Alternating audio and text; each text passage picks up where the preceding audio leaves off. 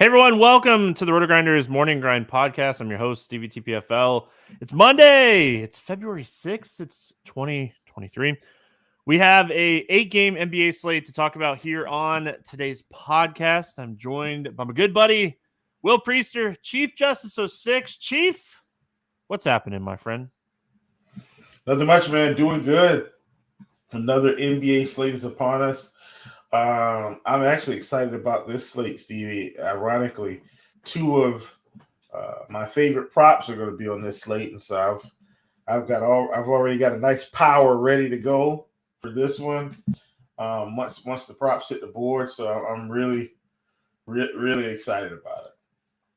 All right, there you go. Some interesting injury news for this one. I'm going to be distracted. Look, I'm just going to go ahead and say it. I'm going to be distracted for the beginning of the show. NASCAR race has 21 laps to go. I'm going to be distracted. We did a live show, so it's my second live show today. We did a live show for NASCAR earlier, and during the show, we had a live bet for Martin Truex Jr. at 8-1, and he just took the lead. So I'm going to be semi-distracted, paying attention to you all. What's up, YouTube? Hope you had a fantastic weekend. Richie, Brent, everyone hanging out over there that doesn't want to say hello. Why not? Why don't you want to say hello? Say hello. All right. Did you have a good weekend, my friend? We didn't even talk about it. Did you? I know we were talking some props before we got rolling, but did you have a good weekend? Yeah, it was good overall. Spent some time with my fiance, shopping.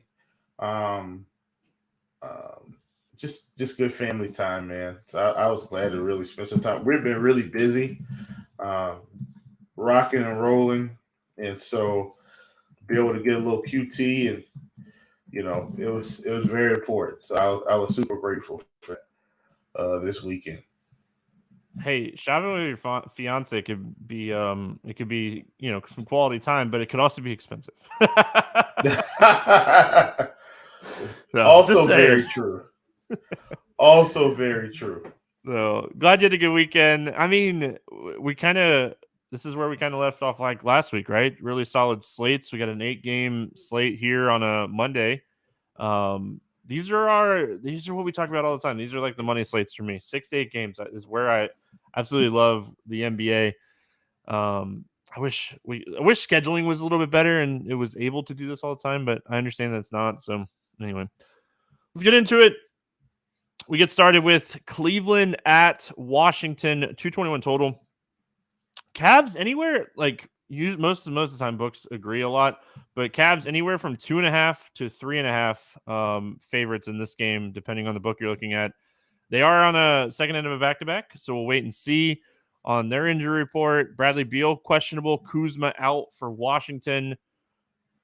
We have plenty of thoughts on the Kyrie trade. Brooklyn is coming up. Don't worry. We'll get to them. We're going to talk. We have a lot to talk about with the Kyrie trade.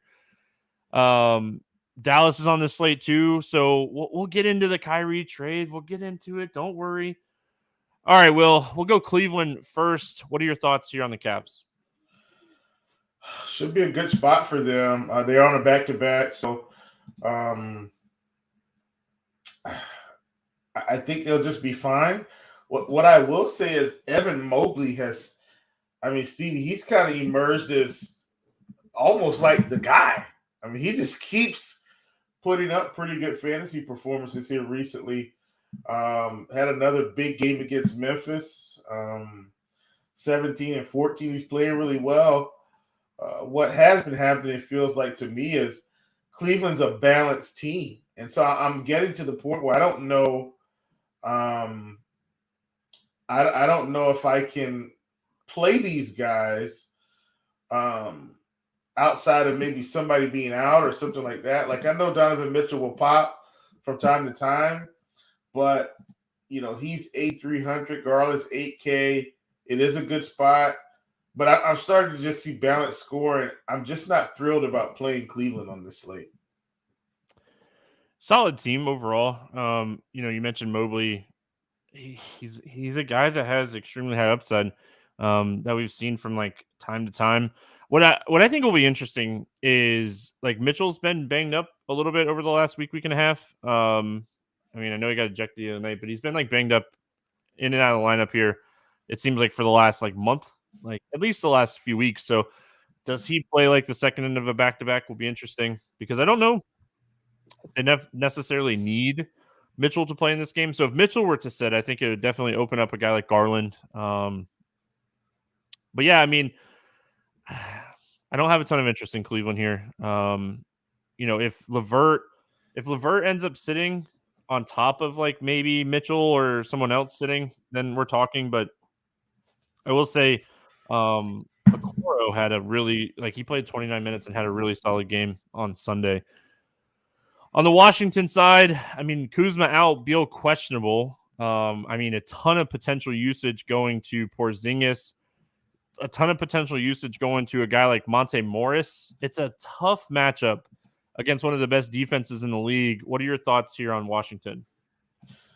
If those guys sit, I'm going to Denny Avdia. I won't be able to help myself at 5,500 and him probably picking up a lot more shots. But I'm also with you, man. Monte Morris he should be in line to have a good game as well.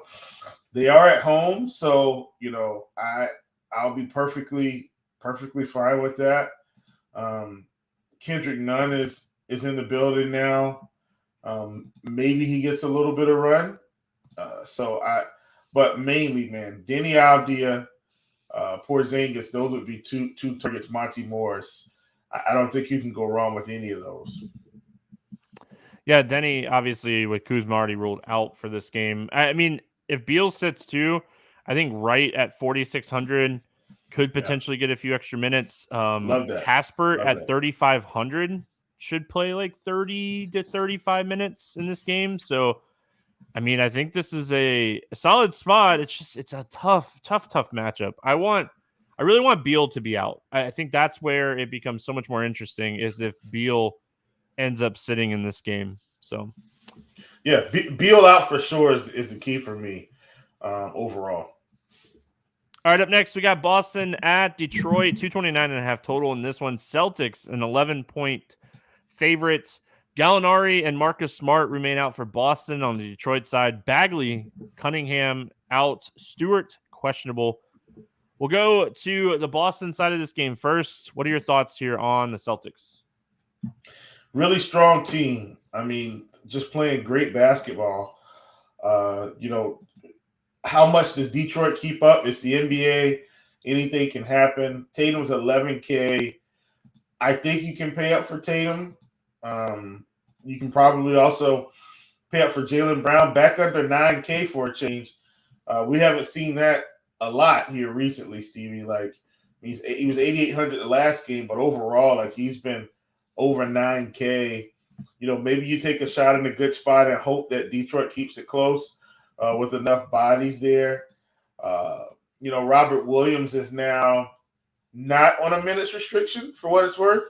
At 5,500, he feels like a slam dunk play to me today, and that's where I'm at with Boston.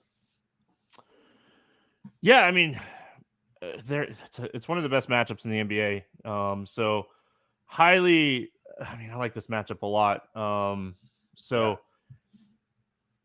It's my biggest concern, I think, with Boston is there's a wreck that was happening for like 3 laps and it finally happened and it distracted me. I told you the race almost over. I'm gonna stop getting distracted. I'm getting distracted. It's hard not to get distracted if you know who I am. I love NASCAR.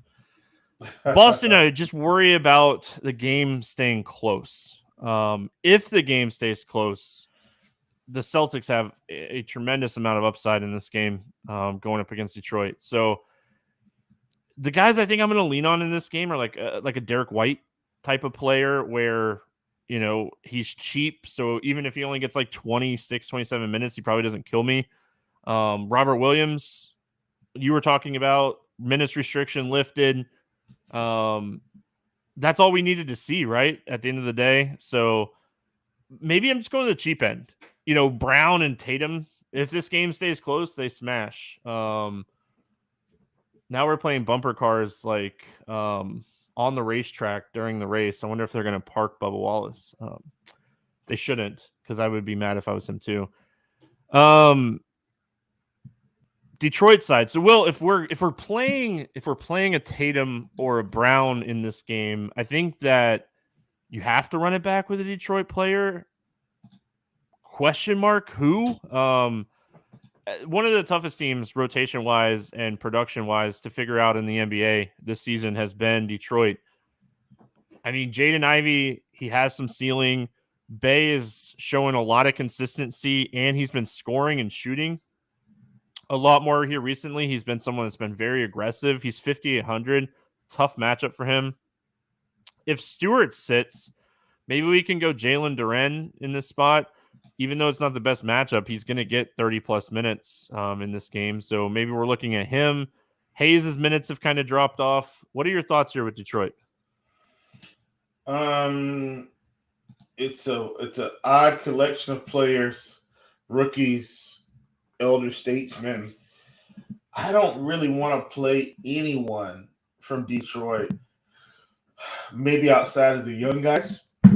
You know, you talked about Jalen Duren. I mean, he's 5,100. He's always kind of my go-to from Detroit because he's a big man. He typically stays cheap, and he's got a little bit of upside. But all in all, I don't want to play anyone from Detroit.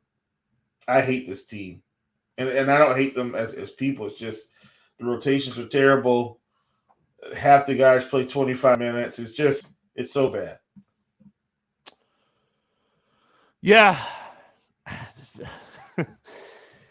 One of the reasons that this game has an 11 to 11.5 point spread on most books is because, I mean, there's a chance that Detroit doesn't even play in the second half of this game because Boston just smashes them in the first half. So, I mean, maybe looking at like Tatum or Brown props for like first half props. But yeah, I mean, this is a spot Boston should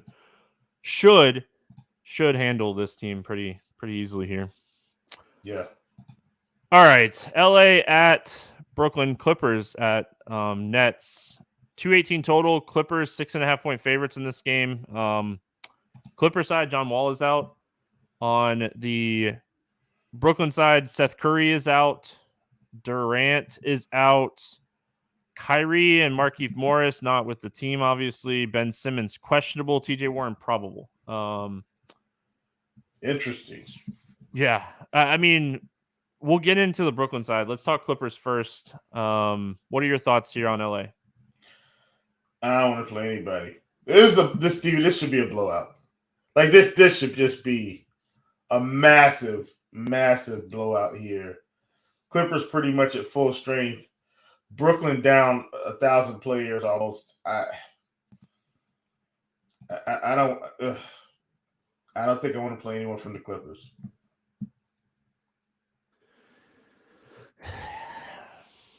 Yeah. Like they're gonna have to get it in 3 quarters, right? Because you know the Clippers, like they will. Coach Lou will sit guys, Stevie. Like if they're up by 30 points in the third, and I'm not saying they're going to be up 30, but my point is, if they've got any type of extremely marginal lead, these guys aren't going to play much down the stretch. They will take this opportunity to rest Paul George or rest Kawhi, which are the guys we want to play. Kawhi, I mean, his upside has seemed to come back. 9,700. Yeah, so I mean, I like that. Powell's like right at that price range where like you need him to continue to do his thing. I don't know, man. I struggle with playing anybody from the Clippers. I'm with you. I mean, I think there's a little bit of upside. Maybe with like a Morris or a Zubac. Brooklyn side, I mean, we'll see if Simmons plays. He's going to be a usage monster if he doesn't, or if he does. Claxton, I think, is super interesting, but I think that like everybody, and including myself, we're all going to be very high on Cameron Thomas, right? Like 5K. Not enough. And Sumner. And Sumner. Both. Yep. I think you could play them both in this game. They're gonna need to play if Simmons is out. They're gonna need to play a lot of minutes for sure. Yeah, it's something you mentioned, which is kind of where I was. Um, it, so TJ Warren is probable for this game. I mean, Stevie, if Ben Simmons sits, and TJ Warren had seemed to kind of be a doghouse, if you will, but with all these guys gone, I mean, I think he's a sneaky tournament play on this slate with kind of an unknown with his minutes. I'd be over the field on TJ Warren in this spot. Okay. I mean, I don't hate it. It's just he really hasn't played like significant minutes since beginning of the month. But I mean, if all these guys are That's going what to I'm sit, saying. yeah. Yeah. So yeah, I mean, I get it. Yuta, he just doesn't have a ton of like ceiling. Yeah. I mean, if Simmons sits, can we play Kessler Edwards at 3K if they recall him? Didn't they recall him? Like, I don't know. See what the starting lineup looks like. I don't know.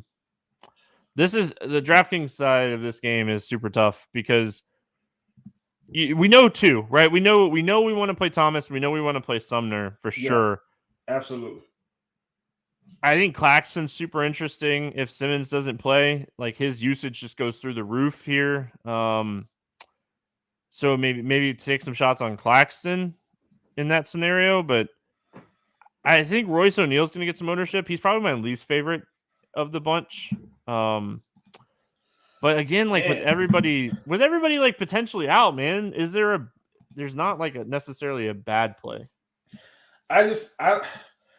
So this could be, I could be wrong, Stevie, like, because I'm not looking at any data to support this, so I understand that. And so I'm putting this out that this is a feeling. I feel like Royce possibly has more upside when Durant or Kyrie played because he could play off them, stand in the corner, get open shot. You know what I mean? Like, he doesn't have that right now. So and he's almost 6K. Like, I'm not playing Royce at all. Yeah, that's kind of how I feel, Will. I'm not a huge Royce O'Neal fan, and like especially if he's going to get a lot of ownership in this game, I think that I might just be underweight on him. I mean, Brooklyn's going to be the highest owned team. I'm going to be very underweight on Royce with 0%. Yeah. I mean, Brooklyn's going to be the highest owned team for sure. Let's go to San Antonio at Chicago. Well, never mind. We'll get there. I was going to say, I think Dallas might be in the running. We'll talk about him. I think Brooklyn. I think if Simmons sits, I think Brooklyn for sure, though. Yeah, I agree 100%. Yep. 237.5 total in this game. Bulls 10.5 point favorites. Injury report for this one. Ball obviously still remains out. Caruso's questionable. Green is out. And then on the San Antonio side of things, Keldon Johnson is questionable. Trey Jones is questionable. Langford, Sohan, Vassell, all out. They're missing a lot of pieces right now at San Antonio. If Keldon Johnson doesn't play in this game either, like there's just no way San Antonio is keeping this game close. What are your thoughts here on the Spurs? Yeah, those are my sentiments exactly. This team's just decimated by injuries right now, and I'm not playing the Spurs. Like, I don't play the Spurs when they're healthy, so I'm definitely not playing them with half the team out and not knowing what they're going to do. They probably will end up with a couple of cheap pieces, and I get it. So sorry, excuse me, but I think I've said this. I think I said this the last podcast or maybe the one before that. I have kept more money not playing the Spurs. So I'm just going to continue to do that. I mean, yeah. So I think like Branham is interesting at 4,500. He's going to play a bunch of minutes in this game. Game stays close or not, it doesn't matter. I think if Johnson sits, you could potentially go like Barlow at minimum salary and he would play in a blowout. Blake Wesley would likely play in a blowout as well. Assuming that Wesley gets called back, I know he just got sent back down, but if Keldon sits, like maybe Isaiah Roby, like I feel like if you're playing large field tournaments, you just take a shot on one of these guys. I don't know. Maybe you don't have to on the slate because we have so much value. So let's talk Chicago, I guess. What are your thoughts here on the Bulls? Yeah, the Bulls should win this game pretty handedly. I don't see any reason why they don't get off. I will say I like where Vooch is headed. Like, fantasy production has really picked up here recently. And, so I actually like him a ton at 9,100. I think he's got 50-point upside in this spot. Zach LaVine's been playing okay, but I think he's a little bit too expensive. And I almost feel that way for DeRozan too as well, Steve, at 8,800. He's got some upside, but if they blow the Spurs out, it's because of those three primarily, and one of them isn't going to make it. I don't know which one it is, but I would side with Vooch first. I know the Spurs have been bad, but they've been bad inside, just so bad. So I'd side with Vooch first, probably DeRozan second, and LaVine third. Yeah, I mean, with these prices, I just don't know. I don't know how much exposure I can get to the Chicago Big Three in this game with these prices. I think what I think is interesting about Chicago, right, is if they sit Caruso in this game, right? If Caruso sits and we can play some AU at 4,500, I think that is where I get some Bulls exposure. Him or like taking a shot on Kobe White. I just think AU right now has more ceiling. So, yeah, I think this is a really interesting spot for Chicago in a game they should handle. Yeah, that's what I got. Moving on. We got the Kings and the Rockets, 234.5 total here. Kings, a 5.5 point favorite. Sacramento, second into back-to-back. Houston side, Kevin Porter Jr. is out. We'll go Sacramento first. Any interest here in the Kings? Yeah, I think a couple pieces just because, with Fox being out, it has opened it up for these guards to get a few minutes. I think we are seeing Malik try to take advantage of his opportunity with increased minutes consistently. So I don't mind him, especially in the spot against Houston. He's 5,500, but to play him, like, this is the spot to play him, right? Against a up-tempo bad team. So this is the spot I think you take that chance. Sabonis back up to 10-5. Obviously, I think he could get there, but I think I don't mind Sabonis, but I don't feel great about it. And so that's where I'm at there. Feels like Keegan Murray's just falling off a cliff, Steve. I mean, he's playing so well, and then, gosh, it's like the upside disappeared. I'm willing to take one more shot in tournaments in a spot here against Houston. And then Kevin Huerter on the back-to-back, he had some foul trouble, I think, in his previous game. But I'd be willing to go right back to the well with him at 5,700 against an up-tempo Houston team. Yeah, I mean, we assume Fox will play or out, right? We're assuming Fox won't play. Yeah, it's personal, so he probably be back any day now, but my assumption is he's going to be out. Yeah, I mean, if he comes back, I think this is a fantastic spot for him if he plays in this game. If he sits, I mean, yeah, Mitchell 29 minutes last night.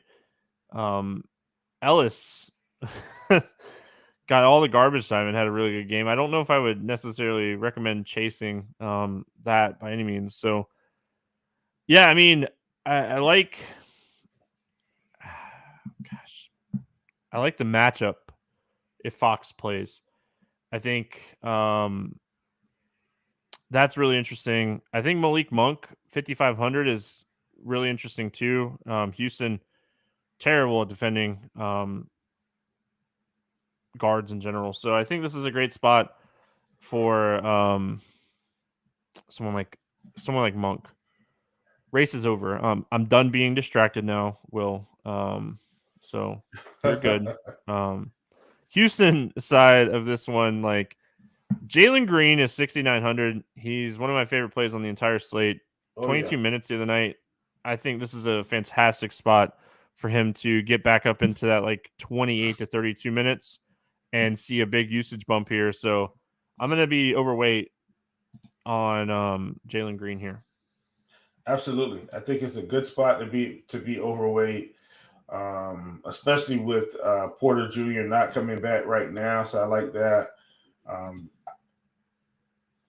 and then outside of that, you kind of got an odd collection of guys like Eric Gordon, who has been playing minutes, and he's been fine, Stevie, like past couple of games, but all of that was with Green out mostly. So I don't want to read too much into it right this minute. I'll still give him an extra game, and if I miss the boat again, I missed the boat again. I've already made my money with Eric Gordon, so I'm not sweating it. Sengun, you would think Sengun would have a monster game here, but surprisingly, Sacramento, I think, has been fairly tough against interior men, power forwards and centers. So I don't think I'll take a shot on Sengun today. Mainly just Jalen Green for me from Houston. Dallas at Utah, another interesting situation that we'll get to in just a second. 221 total here. Utah Jazz, 9-point favorites in this game. You're probably wondering why. Well, on the Dallas side of things, Bertan is out. Dinwiddie is not with the team. Luka is out. Finney Smith is out. Keebler is out. And Christian Wood is questionable.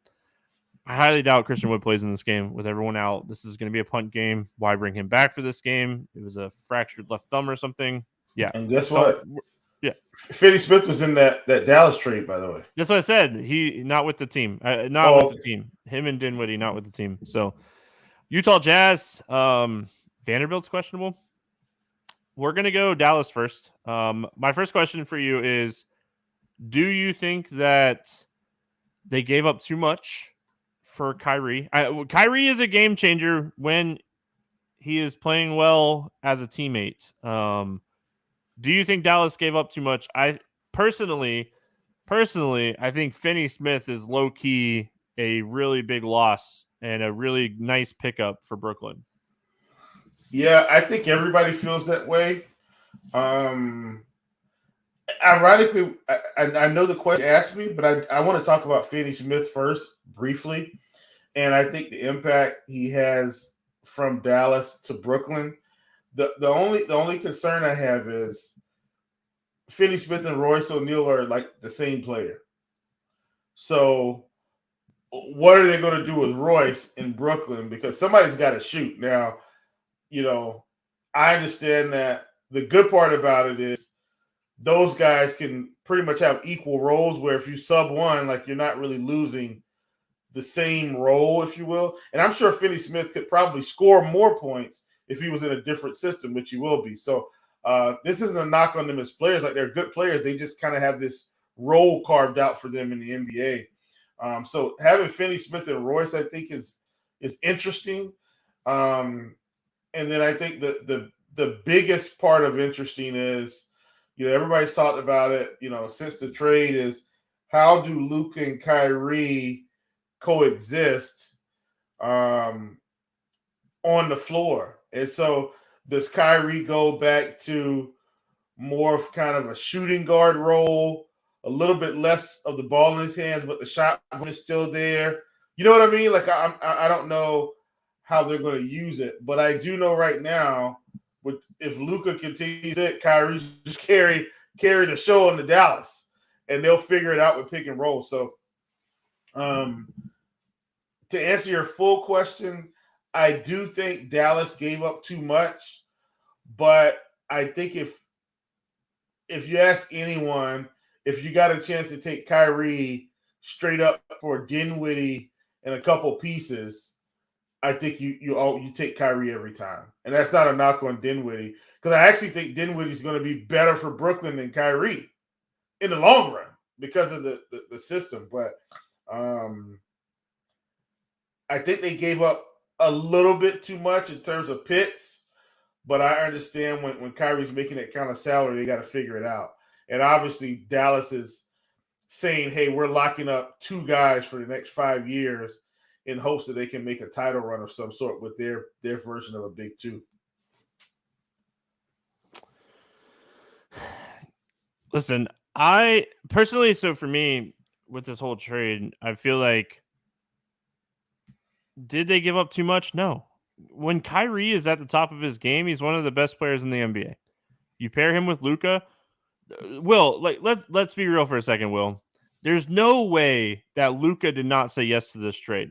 That Dallas does not make this trade if Luka does not say yes, right? That's the first things first. So Luka's on board with this. He has to be. There's no way that Mark Cuban is going to let something happen to make Luka unhappy. He's just one of the best players in the NBA. He's your franchise. Look how they treated, Dirk for years. I feel like Luka's that guy right now for them. So, all right, going to the DFS side of this game. I mean, first of all, who do we think is going to play point guard for Dallas in this game? It's already been announced that Kyrie will not play in this game. Now, like, Dinwiddie's gone. Luka's already out. Who's playing? Like, is it Tim Hardaway point guard? I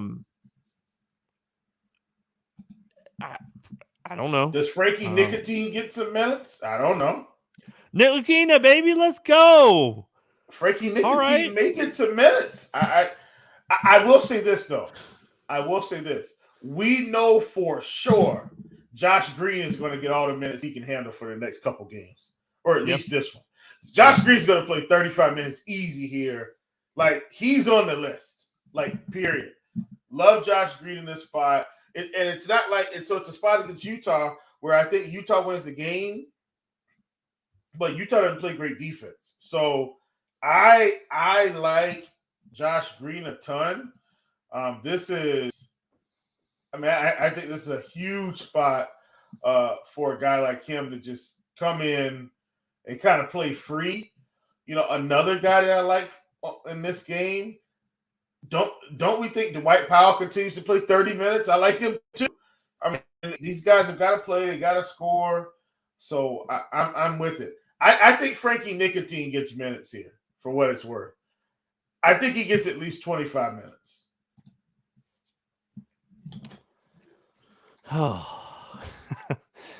So back to the conversation of like Nets and Mavs, like who's going to end up with higher ownership. This is one of the reasons that I think that the Nets are going to, because I feel like the road to knowing who's going to do what for the Nets. I don't know. Well, and I don't want to bury the lead here as well, Steve. I'm sorry to cut you off, my man. I'm so sorry. But Tim Hardaway is probably going to take 25 shots in this game. So I don't want to overlook that because he's 6,400. Like, he's going to shoot. This is going to be Tim Hardaway from the bad Atlanta team. If anybody can remember those days.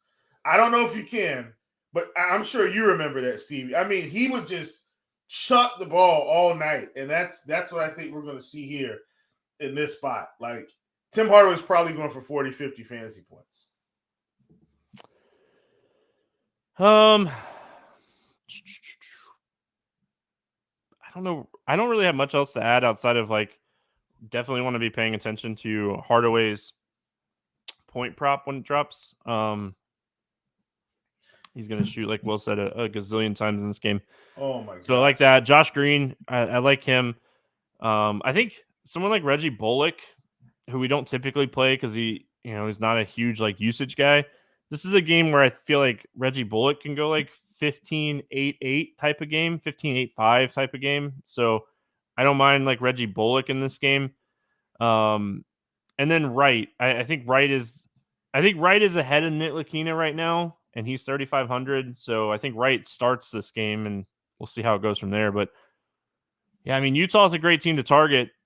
because they don't play a really good defense, but they're playing a G League team tonight, so they should be okay.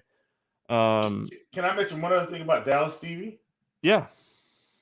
Like, they might both start, to be honest with you. True. You may see Wright, Frankie Nicotine, Tim Wright, Hardaway Jr., Bullock, Powell. I think Wright starts. I think it'll be maybe Wright. Wright and Josh Green start. Maybe that's it. Wright, Hardaway, Green, Bullock, and Powell. I think that'd be the starting lineup. So, but Frankie Nick at 3K still probably plays 25 minutes. I don't hate it at 3K, but that's against Utah. If they were playing Boston, not him at all. Utah side of this game Markkanen's 9K. This is going to be a team that he can have a really good game. I like Clarkson at 6,500. The matchup should be really good for him, and we get him at like a discount in this game. So I definitely don't mind that. I think this is a game we see Olynyk play more than Kessler because of like Powell being on the other side and Olynyk kind of traveling with Powell. So, maybe you could take shots on Olynyk at 4,100. What are your thoughts here on Utah? Yeah, I'm with you 100%, man. I like him just because he's 4,100. I think the price has dipped a little bit too much, to be honest with you. So this is a good spot for him. I'm on board with that call, 100%. You mentioned Clarkson, man, at 6,500. His price is taking a dip. And I like him too, guy that can get you 35 to 40 fantasy points. So, I really like it. I want to play Colin Sexton, and I feel like I've tried to make him a thing, but it's just not happening, Stevie. Like, he'll have some games where he gets there, but it looks like he's in this 20-minute per game role, and he's got to really be efficient to pay off that price tag. This could be the game where it gets done. I'm only willing to do it today because they could very well be up on Dallas in an awkward spot.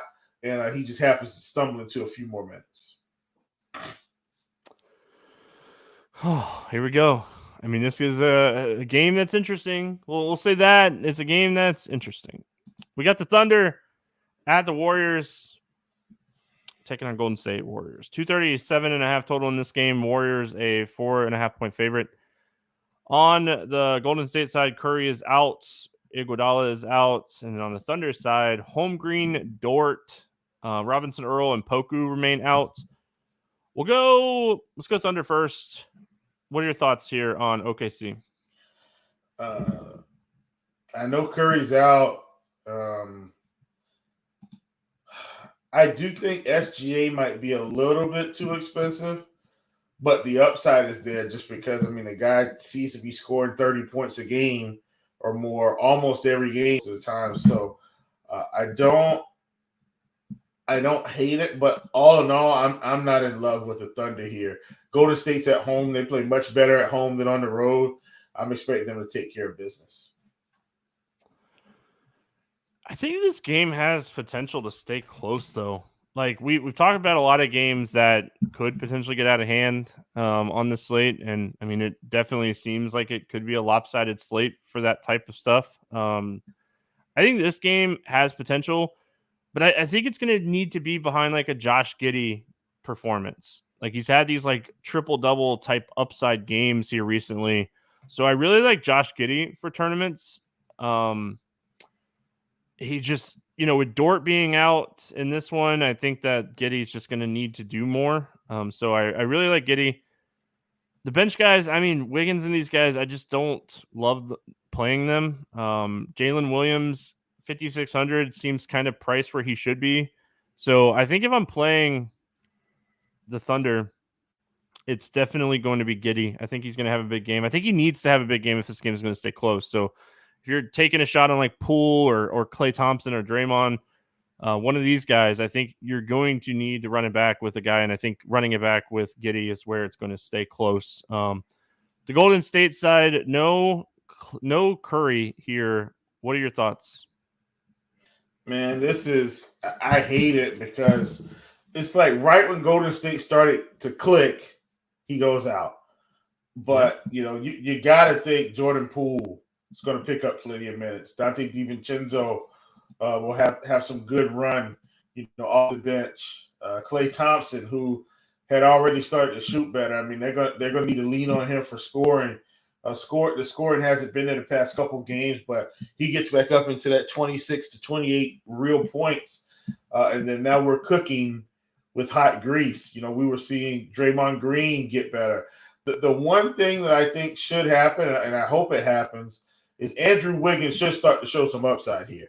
At 5,800, no Curry, I feel like they're going to lean on him for some scoring, and that's going to help, I think, get him going. So at 5,800, Andrew Wiggins is probably my favorite Golden State Warrior play with Curry out right now. I just saw someone post this on Twitter. The line went from 30-1 on Wednesday, and then Kyrie, Dallas went from 30-1 to 14-1 to win the championship with Kyrie. So interesting. The Vegas and people with money think that obviously Dallas has a better chance now. I'm with you. I like Jordan Poole a lot, so I'm likely gonna go play some Jordan Poole, run it back with some Giddey. But I'll also I think this is a fantastic spot for Draymond. I like Draymond better when Curry's on the floor, but I think this is a fantastic spot for him, and he just seems like he's playing better here recently. So I'm gonna take some shots on Draymond, but I really like Giddey. Really like Giddey here, Will. Yeah. We finish up with Milwaukee at Portland. The Bucks a 4.5 point favorite in this game. 239.5 total. On the Milwaukee side, Portis remains out. On the Trailblazers side, Nurkic is out. Winslow is out. We'll go Milwaukee first. What are your thoughts here on the Bucks? I think we're getting close, Stevie, to Chris Middleton picking up real minutes, getting closer to 30. I know he's played 20 minutes a couple games. I think we might see him get to 25 here. We haven't seen anything in terms of any recommendations about it, but here's kind of how I'm judging it, Stevie, and you can just kind of go with me here. What we saw was on the 23rd, 25th, and 27th, he played 15 minutes. And then he played 18 minutes on the 29th, and then he played 20. I think Chris Middleton might get around 25 minutes this game. Let's call it 23 to 25. And he's involved in the offense. Even in limited minutes, you see his fantasy scoring here, 27 fantasy points, 28 fantasy points, 39 fantasy points. These are in limited minutes. I think it's time to start taking some shots. Because once he goes back to completely normal minutes, I don't think it's going to be too late because maybe they'll let us know in time, but maybe they don't. You know what I mean? So I think taking some shots on Chris Middleton at a very depleted or reduced, is probably more the appropriate word, price tag has me very excited. Love Giannis, of course, in this spot at 12-1. Portland, this should be a competitive game, and the upside seems to be back here for him as he continues to get more involved on the offensive end. Portland side, Lillard obviously monster upside. Nurkic being out, I don't mind going back to the well on Eubanks. It hasn't worked yet. If he can stay out of foul trouble, I think he has some big upside. Watford, if you don't like Eubanks, has some upside. If you think Eubanks can stay out of foul trouble, obviously. I think this is a fantastic spot for Lillard. We talked about a lot of games not potentially staying close. This game is going to be very competitive. So if you want to do a Giannis Lillard stack, let the value just kind of do its thing early in the night and just go for the two guys to bring you home. I don't hate it, Will. I really don't hate it. I don't either. One of the things we've seen recently with Dame, man, just the scoring upside has been there. And once again, I fully believe, Stevie, that Dame was not healthy for about 2 seasons with these injuries, and it just really held back his actual upside in terms of scoring.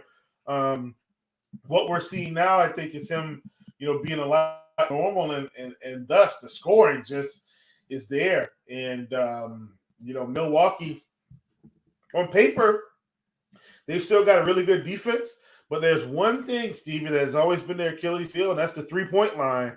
And Mr. Lillard, I mean, dare I say, sometimes half of his volume, Stevie, comes from the 3-point line. Like if you look over half, sometimes the past game against Chicago, Dame scored 40. He was 5 of 12 from 3.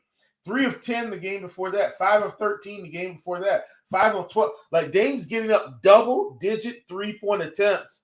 And if there's one team you want to shoot the 3-ball against, it's the Milwaukee Bucks. Good defense overall, but they will give up the long ball. And so if he's on, look out. This could be a monster performance from him. All right. Let's play the morning grind game, and then we'll get out of here. I'm ready. I'm tired. Will. NASCAR Sundays with the race and everything and needing to do a lot of content on Sundays, I'm exhausted. So morning grind game. We're going to get out of here. Favorite play under 5K to go 7X. We have a lot of options today. Usually it's like, I don't know. We have a lot of options today, Will. Who do you got? Yeah, I'm going Josh Green at 4,700. One of my favorites on the day. Against Utah. Love Josh Green today. I am going to go. I forgot his price. Cam Johnson, 5K? Yeah, I thought he was, Cameron Thomas, 5K. I said Cam Johnson. Oops. I know. we all know who you meant. I'm going to go chalky today. I'm tired. Over 8K to go under 5X. Who is your bust today? I actually think we've got a fair amount of candidates. I think I'm going to take Paul George because I don't think this game stays close. I am going to say Vooch today, and it's the same reason. I don't think this game stays close. I think he plays like a 22-minute type of game. Not 22, like a 32-minute type of game, and just has like a solid game, but he doesn't pay off 9,100. So I'm going to go Vooch. The matchup's fantastic. If this game stays close, he probably smashes, but I'm going to play the blowout card in this one. Favorite 6X play today, Will? Who do you got? I actually had a couple of these, Stevie, but I'm going to settle in. I'm going to go back to the same game. Give me Tim Hardaway Jr. at 6,400. I like it. I like it. I'm going to go Jalen Green. I think he gets his minutes back a little bit in this game. Wouldn't be shocked if he plays over 30 minutes. We saw what he's capable of when he gets 30-plus minutes. So I think this is a big game for Jalen Green from Houston. Let's get weird. GPP play of the day. I'm sure everyone can already guess mine. Who do you got today? They should be able to kind of guess mine too. And maybe I didn't give them enough hints when I was talking about them. But once again, Stevie, you know me. I like to get ahead of the crowd. Give me Chris Middleton, 5,400. I think the minutes go up, and I don't think anybody sees it coming. Josh Giddey, baby. I know. Listen, YouTube chat's on it. I'm sure they knew exactly who I was talking about. Josh Giddey for the Thunder, one of my favorite tournament plays of the slate. We don't have a ton of props out yet. Anything jumping off the board to you? I got to make some NASCAR money back. I think I missed at least one on every single NASCAR card. So I need NBA. NBA back on Monday is going to make me some NASCAR money back. Anything standing out to you here?